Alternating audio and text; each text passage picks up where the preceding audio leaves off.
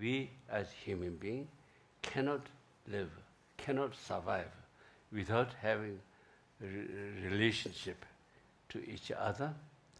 So therefore we have to communicate with all these people, all these people.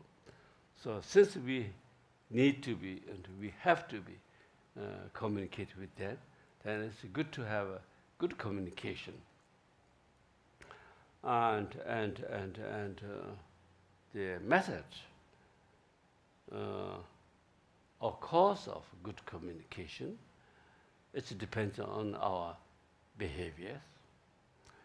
Behavior including our physical appearances and the way of your talking, and then of course mainly coming from your mental attitude. How and what are you thinking about him or her?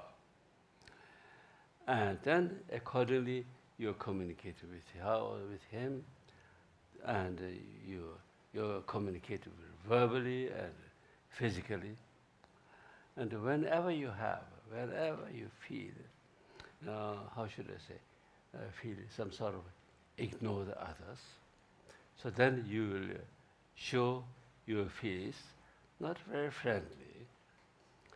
And if you don't show friendly face or friendly gestures, so then of course through this reaction the other people will not be that happy with you. So because of that, at the end it comes back to you just like boomerang. If you like to have very good life, very happy life, this happy cannot be, how should I say,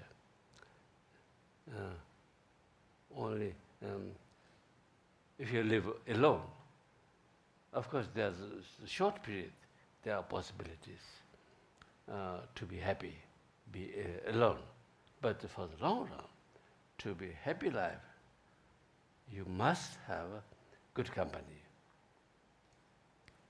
If you have bad company, you will not be happy.